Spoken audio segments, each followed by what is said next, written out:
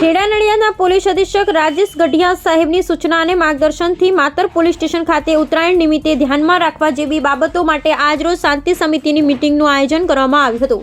Cyber crime જાગૃતતાનું આયોજન કરવામાં આવ્યું હતું. દિન પ્રતિદિન સાયબર ક્રાઇમની બની રહેલા બનાવો સંબંધે નાગરિકોમાં જાગૃતિ લાવવા માટે માર્ગદર્શન આપવામાં આવ્યું હતું. માતર પોલીસ સ્ટેશનના પીઆઈ શ્રી જીએન પરમાર સાહેબ અને પીએસઆઈ શ્રી મીર સાહેબ દ્વારા આવનાર ઉત્તરાયણ પર્વને લઈ દરેક નાગરિકોની સલામતી માટે પોતાના ટુ વ્હીલર બાઇક તેમજ એક્ટિવા ઉપર સેફ્ટી ગાર્ડ લગાવવા જરૂરી સૂચનો કરવામાં આવ્યા છે.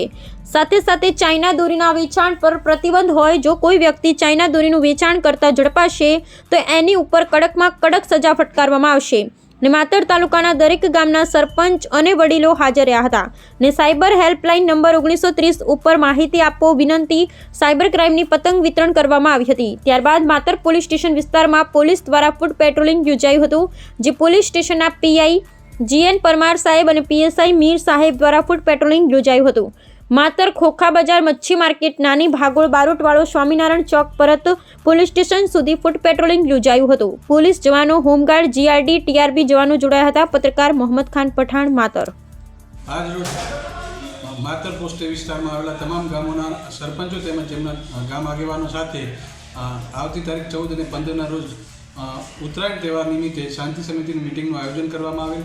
તેમાં ચાઇનીઝ દોરી તેમજ ચાઇનીઝ તુક્કલ બાબતે લોકોમાં જાગૃતતા આવે એ બાબતે અને ચાઇનીઝ દોરીનો ઉપયોગ કોઈ ન કરે તેમજ તુક્કલનો ઉપયોગ ન કરે એ માટે પણ સૂચના આપવામાં આવેલી. અને આવું કંઈ હોય તો તાત્કાલિક પોલીસનો સંપર્ક કરવા તેમજ જે કાચ ઘસીને જે દોરી તૈયાર કરે છે એ બાબતે પણ લોકોમાં જાગૃતતા આવે અને એનો ઉપયોગ પણ ન કરે એના બાબતે પણ સૂચના આપવામાં આવી છે.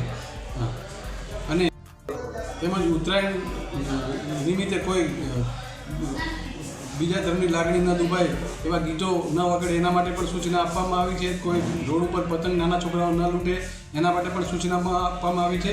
તેમજ 1930ની જે સાયબર અવેરનેસ બાબતની જે પતંગ પણ આપવામાં આવી હતી એ પણ પતંગ પણ એસપી સાહેબ તરફથી જે આપી હતી એ પતંગનું પણ વિતરણ કરવામાં આવેલ. તેમજ ટ્રાફિક જાગૃતિ વ્યવસ્થા જે સપ્તાહ ચાલ્યું છે તેના માટે પણ સૂચના આપવામાં આવી. તેમજ નવા કાયદા અંગેનું પણ જાણકારી આપવામાં આવેલ છે.